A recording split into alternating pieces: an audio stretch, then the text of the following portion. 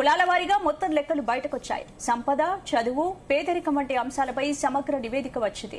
BCC క్రిస్టియన్లుగా కేవలం 70,644 మంది మాత్రమే ఉన్నట్లు లెక్క తేల్చింది.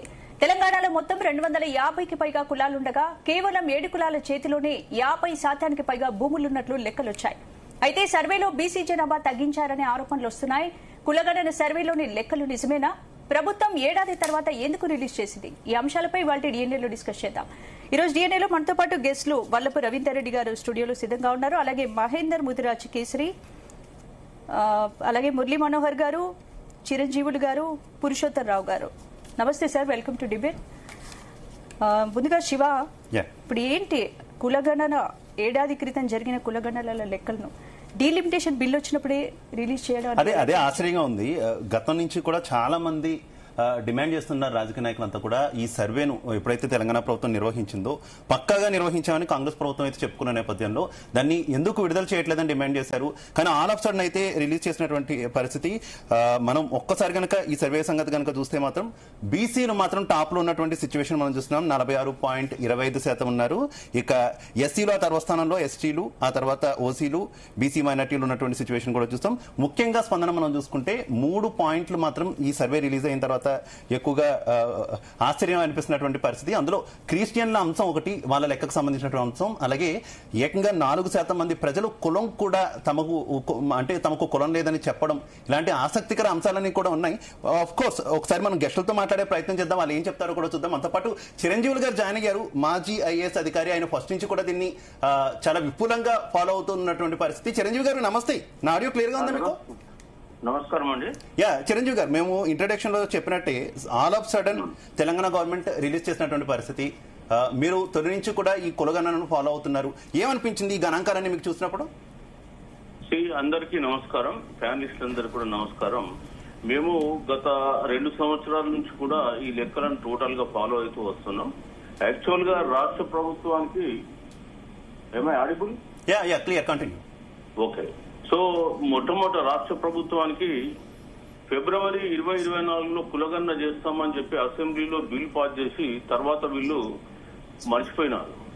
పార్లమెంట్ ఎన్నికలు అయిన తర్వాత ఎలక్టోరల్ రూల్స్ ఆధారంగా బీసీలను గుర్తించి ఎన్నికలకు పోవాలని ప్రయత్నం చేస్తే బీసీ సంఘాలన్నీ పోరాటం చేసి మళ్ళీ ఈ కులగణన చేయించడం జరిగింది. సరే, ఈ కులగణన లెక్కలు అసెంబ్లీలో ఫిబ్రవరి 2 రోజు 2025 రోజు ముఖ్యమంత్రి గారు చెప్పడం జరిగింది. అయితే ఆ రోజు ఇచ్చినటువంటి లెక్కల్ని మేము నెక్స్ట్ డేనే అవన్నీ కూడా తప్పుల తడకలని చెప్పడం జరిగింది. సో ముఖ్యంగా మేము ఈ రోజు కూడా చెప్పేది ఏంటంటే, ఒక మంచి ప్రయత్నం రాష్ట్ర ప్రభుత్వం చేసింది, దాన్ని మనం అప్రిషియేట్ చేస్తూనే అందులో వాళ్ళ చిత్తశుద్ధి సరిగా లేకపోవడంతో ఇంప్లిమెంటేషన్ లో ప్రాబ్లమ్స్ చాలా వచ్చినాయి. ముఖ్యంగా మీరు చూస్తే తెలంగాణ పాపులేషన్ 2024లో వీళ్ళు 3,54,77,554 అని చెప్పింది. కానీ 2024 నేషనల్ పాపులేషన్ కమిషన్, భారతదేశ పాపులేషన్ కమిషన్ ప్రధానమంత్రి ఆధ్వర్యంలో పనిచేస్తుంది. వాళ్ళు ఇచ్చిన లెక్క 3.83 crores, అంటే దాదాపు 30 లక్షల జనాభా తక్కువ ఉంది. మేము మొదటి నుంచి చెప్తున్నాం, అన్ని హౌస్ హోల్డ్ సర్వే కాలేదు. మా ప్రపోజల్ మీదనే మళ్ళీ రీసర్వే కూడా వాళ్ళు చేసినారు, కాదనిలేము. కానీ కొన్ని కులాలు కావాలని చెప్పేసి ఈ సర్వేలో పాల్గొనలేదు. తర్వాత ప్రభుత్వ అధికారులు కూడా కొన్ని ప్రాంతాల్లో వాళ్ళు వెళ్ళకపోవడం జరిగింది. సో ఓవరాల్ గా చూస్తే ఏంటంటే, నేషనల్ పాపులేషన్ కమిషన్ ఇచ్చిన ఎస్టిమేషన్ కు 30 లక్షల జనాభా తక్కువ ఉంది. మేము ఆ రోజు కూడా చెప్పినాం, జనాభా ఇందులో మీరు తక్కువ చూపిస్తున్నారు, తెలంగాణకు ఇది కరెక్ట్ కాదు అని చెప్పినాం. ఈ రోజు కూడా చెప్తున్నాం, మేము 2029 ఎన్నిక మనకు ఇప్పుడు సెన్సస్ ఉంది. ఆ సెన్సస్ జరిగినప్పుడు మనకు కరెక్ట్ గా పాపులేషన్ కూడా వస్తుంది. మీరు అప్పుడు చూడండి, వీళ్ళు ఇచ్చిన లెక్కలకు దాని లెక్కలకు ఎంత తేడా ఉంటుందో మనం స్పష్టంగా తెలుస్తుంది. అది కూడా ఎంతో దూరం లేదు, ఇంకొక 1 year లో తెలుస్తుంది. ఒకటి. రెండో అంశం వచ్చేస్తే, ఇక్కడ బీసీ కొన్ని రిలీజియన్స్ కూడా తీసుకున్నాం. ముఖ్యంగా 2014లో సమగ్ర కుటుంబ సర్వే అనేది ఒకటి ఈ రాష్ట్రంలో జరిగింది. సరే, దాంట్లో కొన్ని లోపాలున్నా ఆ జనాభా ఏంటంటే 3,63,00,000. అంటే 2014లో 3,63,00,000 ఉన్న జనాభా 2024కు 3,54,00,000, అంటే దాదాపు 9 లక్షలు తగ్గింది. సరే అందులో తప్పులు ఉన్నాయనుకుందాం, ఇంకేదన్నా అనుకుందాం. కొన్ని మతాలను కులాలను చూస్తే చాలా తగ్గించారు.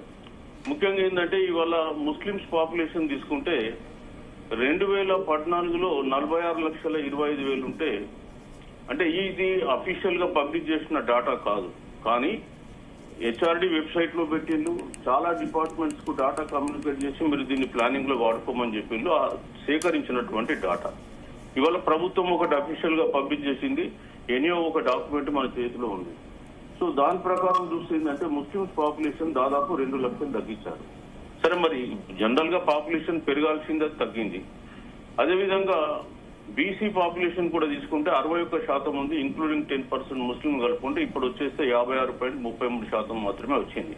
పాపులేషన్ వారీగా చూస్తే అప్పుడు 2.21 crore ఉండే, ఇప్పుడు 1.99 crore వచ్చింది. దాదాపు 22 లక్షల జనాభా బీసీలో తగ్గింది. అప్పుడు కూడా మేము దీన్ని ఆబ్జెక్షన్ చేసినాం, ఇప్పుడు కూడా అదే ఉంది. సరే, మనం రేపు కేంద్రం కులగన్న చేస్తామంటుంది, తర్వాత ఏం జరుగుతుందో చూద్దాం.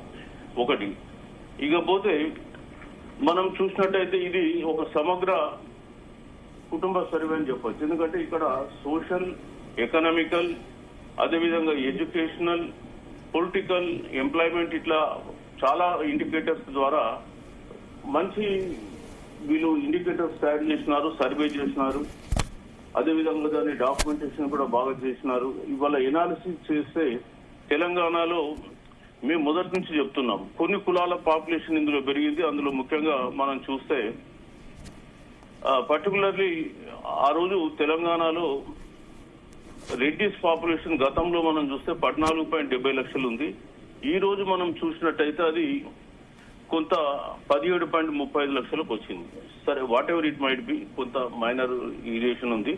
అదేవిధంగా ఓసీ పాపులేషన్ గతంలో 11 ఉండే, ఈ రోజు వాళ్ళు 15.79 చూపిస్తున్నారు. అందులో కులం చెప్పనటువంటి వాళ్ళు ఉన్నారు. ఆ కులం చెప్పనటువంటి వాళ్ళను కూడా తీసుకొచ్చి ఓసీలలో కలిపిండ్రు. వాళ్ళందరూ ఓసీలు కారు. అది కలపడంతో ఏంటంటే దాదాపు 2.58 వాళ్ళని తీసుకొచ్చి ఇందులో కలిపిండ్రు, సుమారు 12 లక్షల మంది. అందుకే అది 15.79 అయింది. లాస్ట్ టైం కూడా కులం చెప్పని వాళ్ళు కొందరు ఉంటే బీసీలలో కలిపిండ్రు. సో ఆ తేడా ఉంది కొద్దిగా. సో ఒరిజినల్ గా తీసుకుంటే 13.21 కంటే ఎక్కువ ఓసీ పాపులేషన్ బీడ్ సర్వే ద్వారా రావడం లేదు. లాస్ట్ టైం మనం తీసుకుంటే 11% వచ్చింది. సో మరి ఇవాళ ఈ 2.1% సంథింగ్ పెరిగింది. సరే, ఏ లెక్కలైనా 100% కరెక్ట్ ఉండదు, కొంత మనకు ఈ కరెక్షన్స్ అనేటివి వస్తాయి. కానీ ఓవరాల్ గా చూస్తే ఏంటంటే ఈ సర్వేలో మనకు మిగతా సోషల్ ఫ్యాక్టర్స్ చూడాలి. జనాభా మాత్రం తగ్గింది, ఇది కరెక్ట్ కాదు, మీకు వచ్చే సెన్సస్ లో తెలుస్తుంది. మిగతా ఫ్యాక్టర్ లో తీసుకుంటే భూమి అనే దాన్ని చూస్తే మనకు అయితే చిరంజీవి గారు, కాంగ్రెస్ సర్కార్ మాత్రం గతం నుంచి వస్తున్నటువంటి ఆరోపణలన్నీ కొట్టిపారేస్తుంది. మేము చాలా జాగ్రత్తగా క్లియర్ కట్ గా ఈ సర్వే చేశామంటూ పదే పదే ముఖ్యమంత్రి గారు కూడా చెప్పుకున్నటువంటి పరిస్థితి. కానీ గణాంకాలు మీరు చెప్తున్న దాన్ని బట్టి చూస్తే మాత్రం గణాంకాలు చాలా డిఫరెన్స్ కనిపిస్తున్నటువంటి పరిస్థితి కదా. ఎక్కడ లోపం జరిగింది అనుకోవాలంటే సర్వే క్షేత్రస్థాయిలో సరిగ్గా జరగకపోవడం వల్ల లోపం జరిగిందా, లేదంటే ప్రభుత్వం మీద ఏమైనా కొంత దురుద్దేశాలు ఏమైనా ఆపాదించే విపక్షాలు చేస్తున్నట్టు ఆపాదించేటటువంటి పరిస్థితి ఉందా? ఏం జరిగింది అనుకుంటున్నారు మీరు? ఇప్పుడు దీంట్లో అన్ని కూడా జరిగి ఉండొచ్చు మీరు అన్నయ్య. నేను ఒకటి చెప్తాను, ఎందుకంటే క్షేత్రస్థాయిలో సరిగా జరగలేదు అనే విషయం మన అందరికీ తెలుసు. చాలా దగ్గర చాలా మన విలేకరుల బృందాలు కూడా వెళ్లి రాసినటువంటి సంఘటనలు ఉన్నాయి. సో కొంతమంది కావాలని చెప్పేసి కూడా పార్టిసిపేట్ చేయలేరు, అయినా వాళ్ళ జనాభా పెరిగింది. మరి దాన్ని ఎట్లా అర్థం చేసుకోవాలో మనం చూడాల్సిన అంశం ఒకటి. రెండోది, ప్రభుత్వం ఎప్పటికైనా తాను 100% కరెక్ట్ అని చెప్తుంది. మరి చెప్పినప్పుడు లాస్ట్ ఇయర్ ఈ డాటా ఎందుకు బయట పెట్టలేదండి? ఈ 1 year ఏం చేశారు? ఈ డాటాను అంత గ్రేట్ గా ఎనాలిసిస్ చేశారా? సరే, మరి మీకు ఏమున్న పొలిటికల్ కంపల్షన్స్ మాకు తెలియదు, కానీ ఈ రోజు బయట పెట్టినారు, సంతోషం.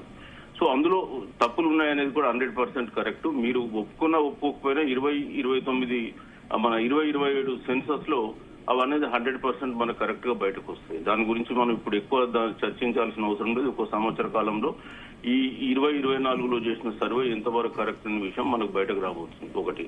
తర్వాత మిగతా ఇష్యూస్లలో ఇందులో అనేకమైన socio economic, political, educational, employment ఇవన్నీ కూడా వాళ్ళు స్టడీ చేసినారు. దాంట్లో కూడా మనకు తేలింది ఏంటంటే 4.5% జనాభా ఉన్న వాళ్ళ చేతిలో 13.5% భూములు ఉన్నాయి ఈ రాష్ట్రంలో.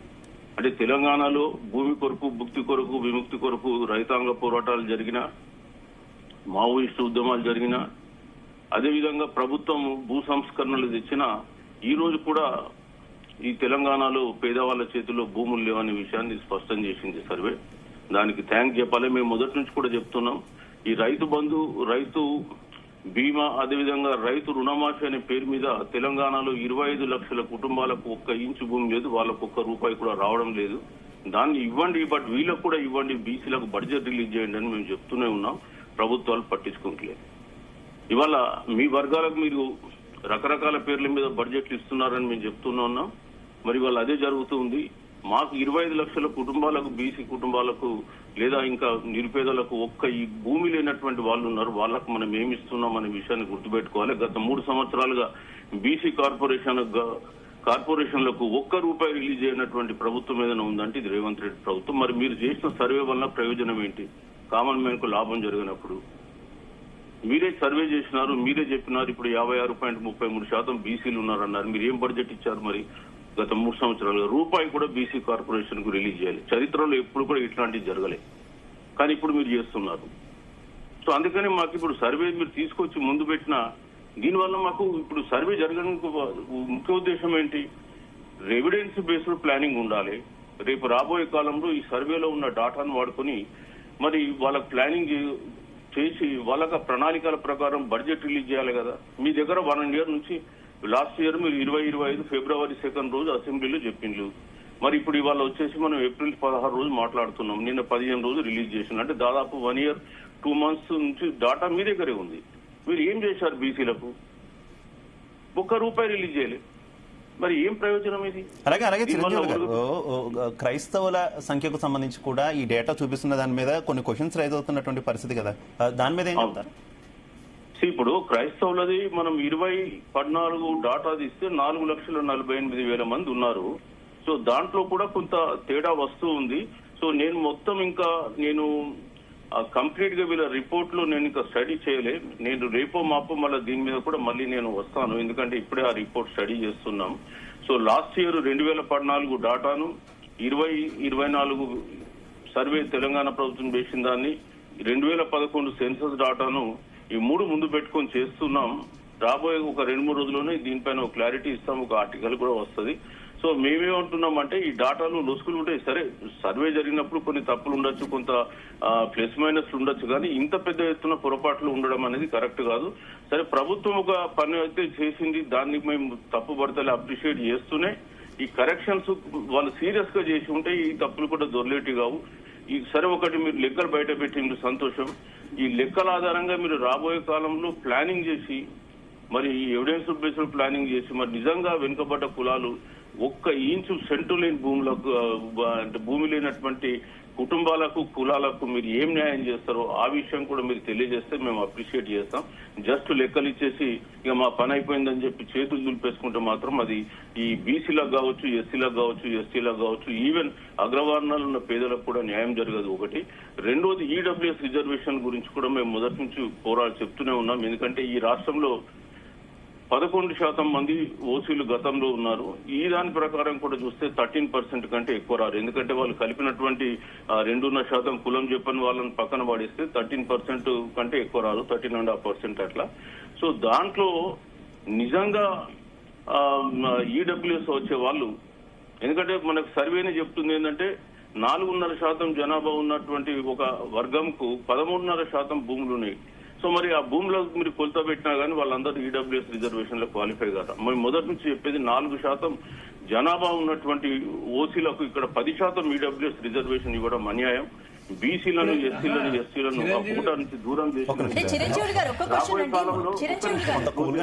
సార్, ఇప్పుడు మీ అంచనా ప్రకారం బీసీల జనాభా ఎంత ఉండొచ్చు సార్? చిరంజీవి గారు, 100% ఈ రాష్ట్రంలో 61% జనాభా ఉంది. అది 2014 సర్వేలో వచ్చింది. సరే, 1-2 అందులో తగ్గినా 100% ఈ రాష్ట్రంలో 58%, 59% జనాభా బీసీల జనాభా ఉంటుంది. సో మేము కోరేది ఏంటంటే ఈడబ్ల్యూఎస్ రిజర్వేషన్ ను మీరు ఒక్కసారి రివ్యూ చేయండి దయచేసి. మేము వాళ్ళని ఇవ్వద్దని అంటలే, మీ జనాభా ఎంత ఉంది, మీకు ఎంత ఇస్తున్నాం అనేది ఒకటి రివ్యూ చేసుకుని దాన్ని ఎంతవరకు తగ్గించాలో తగ్గిస్తే అది న్యాయబద్ధంగా ధర్మబద్ధంగా చట్టబద్ధంగా ఉంటుందని మేము తెలియజేస్తున్నాం. మీ లెక్కల ద్వారా మాకు ఖచ్చితమైనటువంటి సమాచారం ఉంది కాబట్టి రేపు ఈడబ్ల్యూఎస్ రిజర్వేషన్స్ మీద కూడా మేము ఖచ్చితంగా ప్రభుత్వంతో మళ్ళీ పోరాడతాం. దీనిపైన కూడా వాళ్ళకు తెలియజేస్తాం. మరి బీసీలకు మీరు న్యాయం చేయండి. 42% మా రిజర్వేషన్ అడ్డుకుంటారు మీరు 9th షెడ్యూల్ లో పెట్టడం కానీ, మరి మాకు రావాల్సినటువంటి దాన్ని మీరు ఇవ్వాలని మేము ప్రశ్నిస్తాం. సో లెక్కలు ఎనియో ఇవాళ వచ్చినాయి. దాన్ని పట్టుకుని రేపు తర్వాత కాలంలో మా ప్రయాణం